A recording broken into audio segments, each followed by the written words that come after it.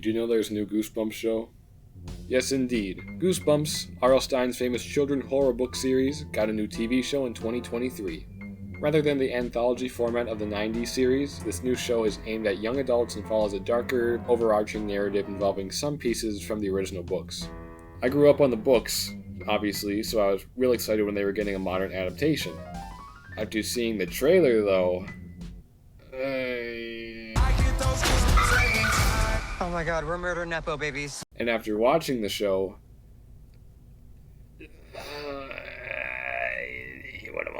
needless to say, there's a reason why I haven't heard much about this show.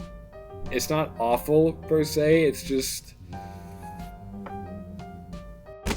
it's not what I expected, and that is why we're here today. Because I'm assuming most of you have not seen the show, I'm going to run through the whole thing start to finish. This video is going to serve as a summary and also my critique and just overall review of the show. I'll start in detail and then I'll speed through it at the end, and when I can I'll offer my critiques as a certified goosebumper. That was awful. Oh my gosh. It's going to sound like I'm ragging on the show a lot, and I am. But hopefully you can watch this video and form your own opinion on it. I like Goosebumps a lot, so I didn't want this show to flop. So you can be the judge of it at the end of the day. This show is broken up into 10 episodes, each about 40 minutes long, and it starts with more separated stories. Then as the series goes along, the episodes bring everyone together.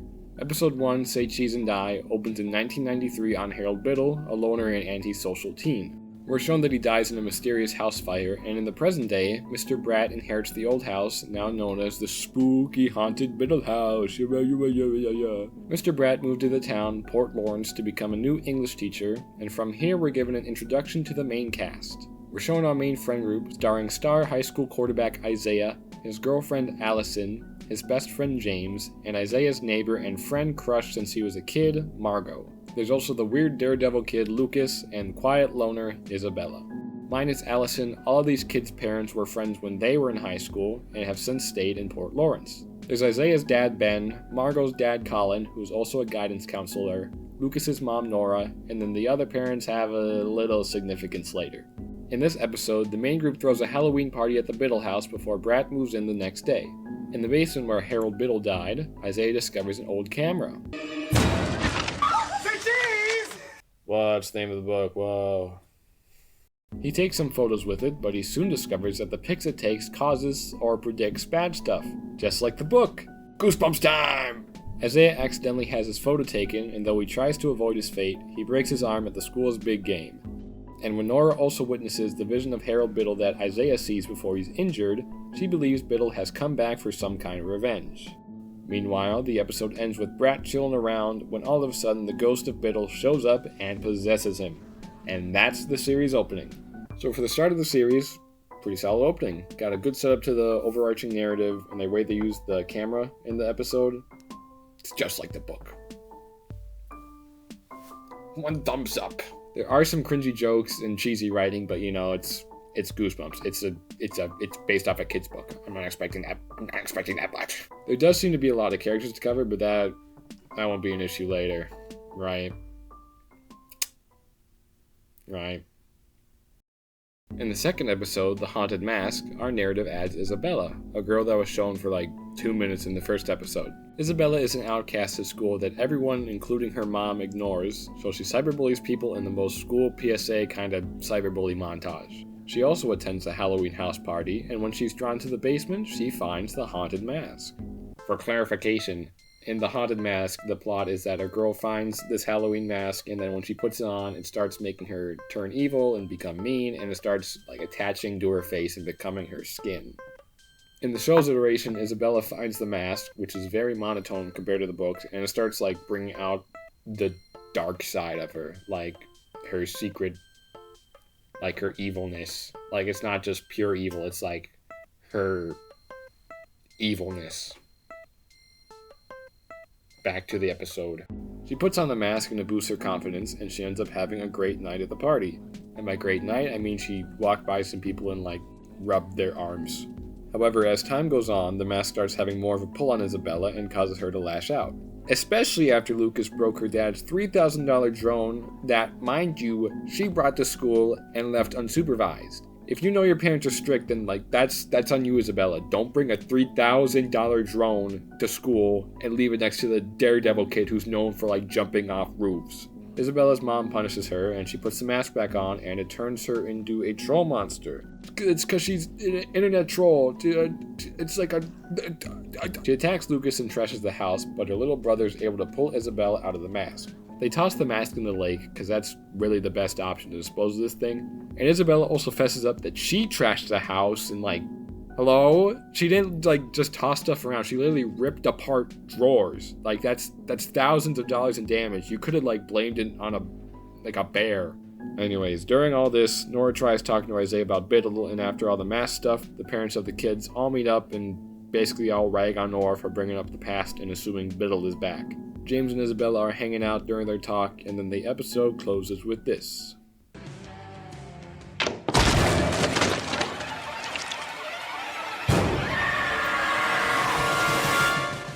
The scenes outside the Goosebumps thing in this episode are actually pretty intriguing, but then it just goes back to Troll Monster. This episode starts one of the series issues for me, which is that it fights between the Goosebumps stuff and the Harold Biddle plotline. I left a lot of it out, but the plot in this episode goes between Isabella and the mask, and then Harold Biddle, Nora, Isaiah, and then back to the mask, and then back to Isaiah. It's just I know shows have multiple plot lines in episodes usually, but in this one it just feels so juxtaposed going between all the different stories and the mini climaxes in every one. Don't worry though, it gets much worse. Episode 3, The Cuckoo Clock of Doom. James is this episode's central character, and we're taken back to the Halloween party again, when Isaiah scared everyone and James hit his head on this cuckoo clock. We didn't see it in the first episode, but this clock placed James in a time loop, and he can't leave the house without starting the night over for some reason. However, he uses this to find the perfect way to ask out his crush, and when they finally link up, James breaks the clock, breaking the time loop and letting him go home. However, it turns out that every time James reset the time loop, it created a duplicate of himself, and now they're evil! They trap real James in his 1% family's abandoned mine, I guess, and the dupes begin ruining James's life. Despite this episode's title and clock, I think this premise is more based on the Goosebumps 2000s book, I'm Your Evil Twin. In the original Cuckoo Clock of Doom, the book involves time travel throughout the years instead of an actual time loop, but I'm Your Evil Twin involves evil twins taking over the main character's life. Still no time loop though, so that is new to the show.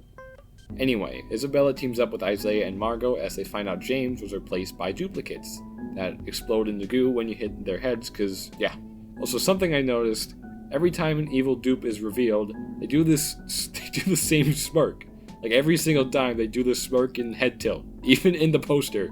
So the trio break James out and finish off the duplicates, and the kids all realize that their experiences are tied to the Biddle house. So Margot contacts her mom in Seattle, who tells them not to trust the other parents, for some reason. And during this, possessed brat, who I'm now going to call Biddle Brat, does more stalking people and everything, and he's apparently looking for something. Or someone. Ooh! Apart from bouncing between Biddle and Goosebumps plotlines, this episode also shows just how many relationship and small issues there are in the show. When Isaiah finds the real James, James is mad because Isaiah didn't know that the dupe James was the dupe James, and they have a little buddy argument, and then they make up. But then a couple times in the show, James is like, you guys don't care about me, and it's just why? There's so much I'm leaving out in these summaries just because there are so many little details and relationship building stuff that, yes, it does add to character depth and plot lines and stuff, but it's a Goosebumps show. I'm not expecting to see realistic interpersonal high school relationships in a Goosebumps show. That's just me. The relationships are only going to get more complicated, so let's push on to episode 4, Go Eat Worms. This episode finally rakes Lucas into the main group of kids. We learn that Lucas's father died a while ago from a bike stunt, so Lucas does dangerous stuff because he's grieving. However, his widowed mom Nora and Margot's married father Colin are having an affair, and that's bad. Because we're two grown adults. Having an affair. It's wrong. And sad. And Wrong. Lucas finds out and tells Margot, but then he shows her some worms that he found at the Biddle house at the night of the party, cause why not take them home? Later, the worms crawl into Lucas's body when he's asleep, which cause him to not feel pain and instantly heal. The worms also make him more reckless, and before he can perform the stunt that killed his father, Margot and Nora stop him. Pause here, because this scene is actually like a pretty good TV moment, I'm not gonna lie. In this emotional climax, Nora reveals that Lucas's father didn't accidentally die. Instead, he performed the stunt because he wanted to die. Like, this revelation and bond between Nora and Lucas, and the whole allegory between Lucas's pain and junk is like, dang. Good job, Goosebumps writers. But then, worms! Back to the Goosebumps stuff, because then Lucas vomits up the worms and it turned into a giant monster and chased Lucas until they managed to defeat the worms. After that, Nora tries telling the police what actually happened, but guess what? She gets put into the psych ward. And the episode ends with revealing that Biddle Brat is trying to get Slappy the Dummy. Also Kill Bill by SZA plays. Apart from Slappy showing up soon, this is really the last episode with a Goosebumpsy premise. Now the plot is focused on Biddle, the kids, and the parents. And apart from Slappy and a couple references here and there, it's just the regular show. I'm going to try and speed through these next couple episodes just because the show is like 60% relationship stuff now, and I'm here for Goosebumps. Episode 5, Rita Beware, sees Biddle Brat giving Margot his old scrapbook, which shows Margot visions of Biddle's childhood and the fact that he was friends with everyone's parents. When the group of kids enters a vision to get Margot out, they're shown that the parents actually caused Biddle's death and stole something from him. And it's here where Biddle Brat invites him into his house to tell him his story. Episode 6, Night of the Living Dummy, is literally just exposition. It's only exposition. We're shown that Biddle's grandfather was a failing magician who found Slappy the Dummy, a possessed doll that brought him fame and also could turn people into dummies. Eventually, Slappy is about to make Grandpa fulfill some sort of plan, but Grandpa overpowers him, and later he buys a new estate and hides Slappy in the wall. Years later, Biddle's parents move into the house, and even though Biddle is actually having a good time at his new school, he finds Slappy, and Slappy makes a yo mama joke. You suck. That's what your mum said. And he makes Biddle kill his parents and ruin his friendships. Now, we find out the young parents stole Slappy from Biddle's house and inadvertently caused the fire and accidentally killed Biddle. However, because of Slappy's influence, Biddle believes the parents killed him and he wants revenge. I just gotta point out, throughout the show, Justin Long, who plays Brat, has a great portrayal of Harold Biddle. He can be a bit all over the place, but he's really good in this particular scene where Biddle is basically living through and explaining his death. Anyways, Biddle Brat also reveals that he's Biddle, and every time Biddle is on screen, they use the same fire effect for his reveal. Like, I know he burned. You don't have to do that every single time. Anyway, boo, Biddle, end of episode. So it's revealed that Biddle is taking revenge on the kids because of their parents, and he wants to get Slappy back for some reason, but like I said, Slappy is the only thing making this Goosebumps now. The worms and the mask and the camera are just thrown away now. That was just for those episodes. And I know they were like, that's how Biddle was torturing the kids. But that's out the window now. Like I said before, the show is fighting between the Goosebumps and the Biddle plot line. But when it focuses on one for more than 5 minutes, it's pretty good. Am I critiquing a Goosebumps show plotline? Yes. The 7th episode, Give Yourself Goosebumps, opens with the group realizing they're trapped in the scrapbook world with, surprise surprise, the real Mr. Brat. In the real world, Nora leaves the psych ward and takes the dismantled Slappy the Dummy, whom she's been storing for years, to her remote winter cabin to finally dispose of. Biddle Brat follows her, and back in the scrapbook, the kids find out how to connect Brat to his real body. Brat struggles with Biddle in his own body as Brat tries to draw the kids away out of the scrapbook, and the next episode, You Can't Scare Me, no affiliation with the book, opens with Brat drawing the kids away out. But before they can leave the scrapbook, the kids find Biddle's parents' ghosts. They tell the kids they're waiting for Biddle so they can move on to the afterlife, so now the kids have some leverage against Biddle. So the kids escape and tail Nora to her cabin as well. At the cabin, after an on-foot chase, Biddle Brat gets a hold of Slappy, and as the kids and parents corner Biddle and Slappy about to kill Isaiah, Margot pulls a Batman v Superman. Stand there!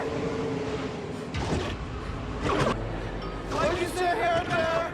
Why did you say that there? After the parents all speak their piece, Biddle soon realizes that his death was an accident and Slappy is the villain. So, he redeems himself by rescuing Isaiah, and this is another great Justin Long part where he delivers an emotional performance just like a teenager. What are you doing? I didn't hurt my parents! No, get off! You did! We have made you a mistake! So Biddle Brat throws Slappy down a cliff, and Biddle leaves Brat's body, and after one more touching moment, he finally moves on to the afterlife with his parents. And would you look at that? The end. Harold Biddle can rest in peace, Brat is no longer possessed, and the parents get closure on their past. Except that there are 2 more episodes! I was on that episode, and even though there are some loose ends, I was assuming that that was the end of the season. But no, there are 2 more episodes to go through. Yes, Isaiah and Margot still need to hook up, but it's Goosebumps. There's gotta be something, like, spooky going on, right? Well, yes. So, hear me out on this. 9th episode, Night of the Living Dummy 2, shows the kids are taking a road trip after everything that happened. Meanwhile, Brat writes a book about the whole ordeal, and in order to get it published, the publishing company wants a new ending. So what does he do? Because his writer's block is so bad, he goes all the way back to the cabin and gets Slappy back.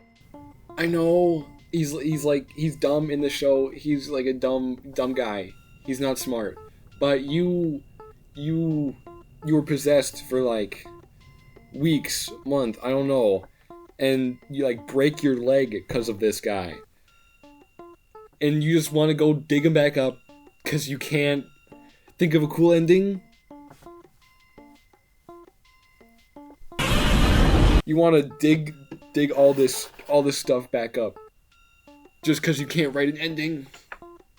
I know it's Goosebumps and it's wacky, but this show is more serious. And it's like, sir,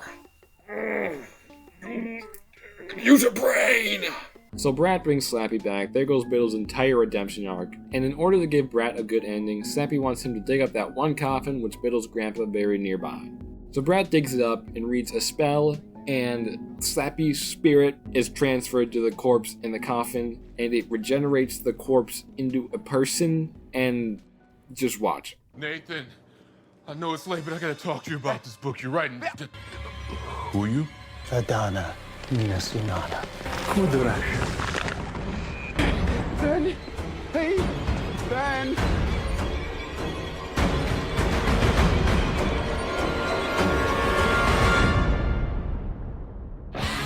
So, with 1 episode left, the series just ditches the whole Biddle plotline, introduces new villain, brings Slappy back, and with 1 episode left, he just walks out of the house. We don't even know. He said, like, he did a spell and that was it.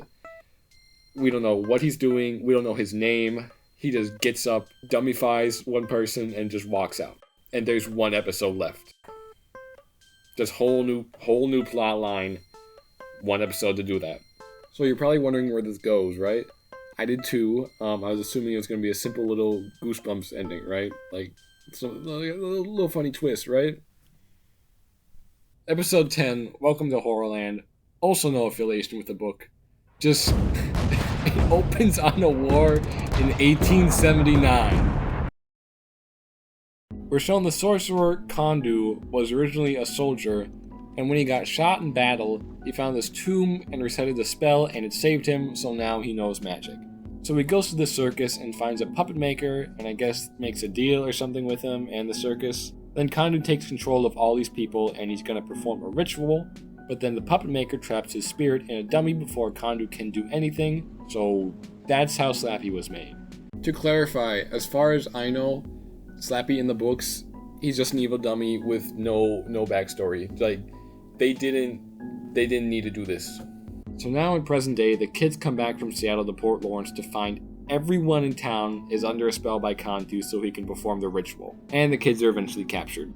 Realizing that, it was a bad idea to bring back Slappy, Brat finds a spell to stop Kondu, and this is where Kondu reveals the purpose of his ritual. So, just watch. What is written on these walls are the magical spells that bring back monsters, ghosts, demons, curses, war, the way humans treat each other. In the absence of true horrors, humans created their own. People need monsters, or they become monsters. So now, I am about to release all of these horrors at once by performing the ritual of the spire. So his reasoning is that because human v human war is just so violent, he needs to bring back demons, curses, ghosts, ghouls, and goblins, and little creepies, so people will fight those instead. This is the last episode of a Goosebumps TV show. Remember Harold Biddle? I guess we don't now, cause... Apparently the creepy dummy Slappy is a soldier turned sorcerer from the 1800s who wants to rid the world of human wars by bringing back just monsters. Even the kids are like, this plan sucks. The kids know this plan sucks, but he just glossed over it. It's just like,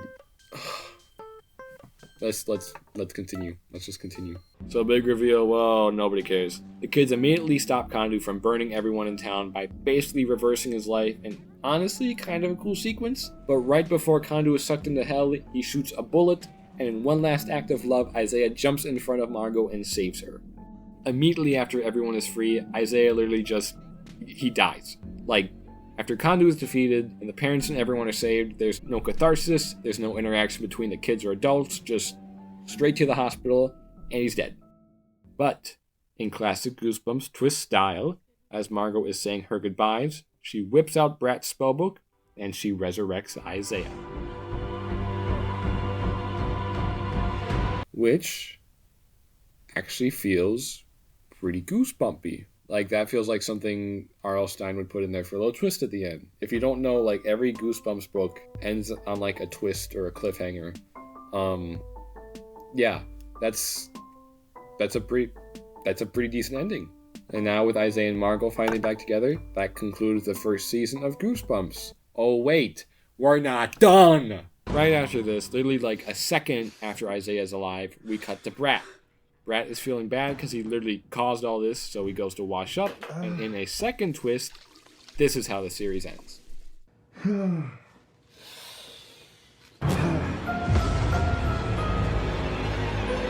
Not again. I get those goosebumps every time, yeah. I had to watch the ending again to record it for the video. Oh my gosh, it sucks so much.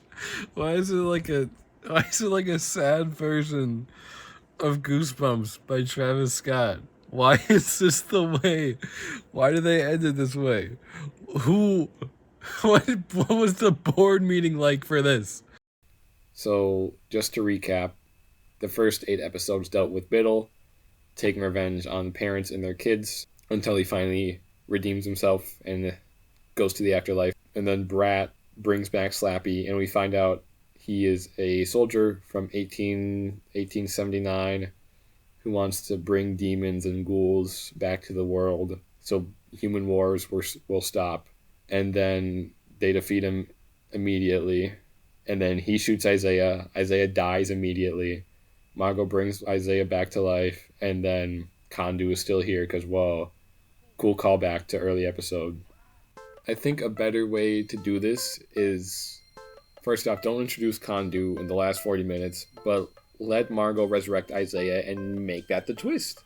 Maybe Isaiah's evil now, or he's like undead, but just like, don't just stop with all this stuff, please. It's like the show was already barely Goosebumps, but now there's just like they just add a whole nother show in the last 2 episodes.